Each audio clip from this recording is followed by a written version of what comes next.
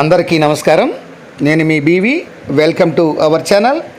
2024-25 కేంద్ర బడ్జెట్లో ఆంధ్రప్రదేశ్కి అయితే వరాల జల్లు అయితే కేంద్రం ప్రకటించింది.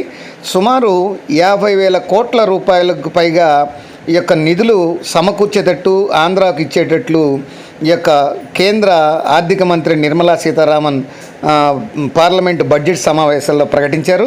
ఆ వివరాలను ఈ వీడియో ద్వారా వివరిస్తాను. ఆంధ్రప్రదేశ్లో ఎన్డీఏ కూటమి ఊహించని భారీ మెజార్టీతో అయితే విజయాన్ని సాధించింది. రాష్ట్రానికి కేంద్రం అదే స్థాయిలో ఈ ఆంధ్రప్రదేశ్కు వరాలనేది ప్రకటించింది. ఈ ఏపీ విభజన చట్టం అనుగుణంగా రాష్ట్ర జీవనాడైనటువంటి పోలవరాన్ని సత్వర నిర్మాణానికి సంపూర్ణ సాయం అందిస్తామని ప్రకటించింది. 5.5 కోట్ల ప్రజల ఆకాంక్షలు ఫలించేలా రాజధాని అమరావతి అభివృద్ధికి 15,000 కోట్ల రూపాయలను ప్రభుత్వ సాయంతో పాటు అవసరాన్ని బట్టి భవిష్యత్తులో మరిన్ని అదనపు నిధులను కూడా సమకూరుస్తామని కేంద్ర బడ్జెట్లో అయితే ప్రకటించడం అయితే స్పష్టం చేయడం అయితే జరిగింది. కేంద్రం ప్రవేశపెట్టిన 2024 బడ్జెట్ గణాంకాల ప్రకారం రాష్ట్ర సర్వతోముఖ అభివృద్ధికి బాటలు వేసేలా ఉందని ఈ సందర్భంగా చెప్పొచ్చు. 2024 బడ్జెట్ నేపథ్యంలో ముందస్తుగా 2 సార్లు ఢిల్లీ పర్యటన చేసినటువంటి ముఖ్యమంత్రి నారా చంద్రబాబు నాయుడు కేంద్ర పెద్దలను అయితే పలుమార్లు కలవడం అయితే జరిగింది. ప్రధాని మోదీతో సహా పలువురు కీలక మంత్రులను కూడా కలిసి రాష్ట్రానికి అందించాల్సిన సహకారంపై ప్రత్యేకంగా విజ్ఞప్తి అయితే చేయడం జరిగింది. అమరావతికి నిధులు పెండింగు, అలాగే పెండింగ్ ప్రాజెక్టులు, రాష్ట్రంలో అత్యవసరంగా చేపట్టాల్సినటువంటి రోడ్లు, వాటి పరిస్థితులు, ఆర్థిక ప్రోత్సాహకాలు, పారిశ్రామిక రాయితీలు, వ్యవసాయ అనుబంధ రంగాలకు సంబంధించినటువంటి ప్రోత్సాహం, ఫుడ్ ప్రాసెసింగ్ యూనిట్లకు సంబంధించినటువంటి ఏర్పాట్లు, ఇవన్నీ కూడా కేంద్ర మంత్రులు మరియు ప్రధానమంత్రి మోదీతో అయితే విజ్ఞప్తి చేయడం, కోరడం అయితే జరిగింది.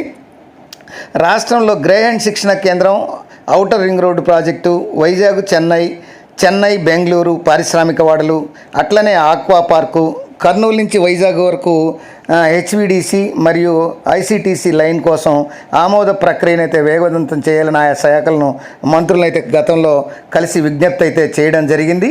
ఈ మేరకు ఈ పార్లమెంటు సమావేశాల్లో ఎంపీలతో మాట్లాడినటువంటి చంద్రబాబు కేంద్ర నిధులపై ఎప్పటికప్పుడు అప్రమత్తంగా ఉండాలని అయితే వారికి సూచించారు.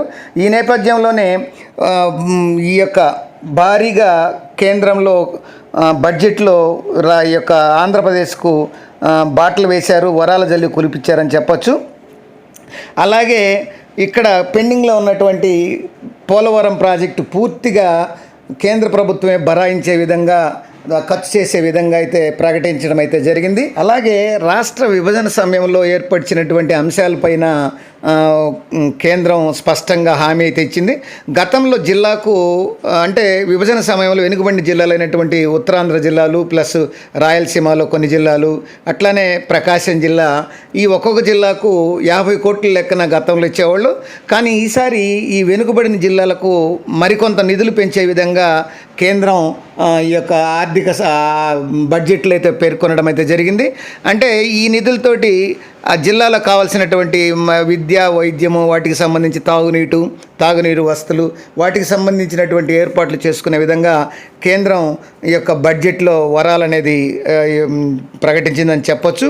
టోటల్గా అమరావతి రాజధానికి 15,000 కోట్లు, అట్లనే పోలవరం మొత్తం కేంద్రం భరాయించేటట్లు, ఈ పారిశ్రామిక కారిడార్లు, అట్లనే వెనుకబడిన జిల్లాలకు ఈ యొక్క నిధులని పెంచడం, టోటల్గా ఈ బడ్జెట్లో 50,000 కోట్లకు పైగా ఈ యొక్క కేంద్ర బడ్జెట్లో ఆంధ్రప్రదేశ్కు కేటాయించిందని ఖచ్చితంగా చెప్పొచ్చు.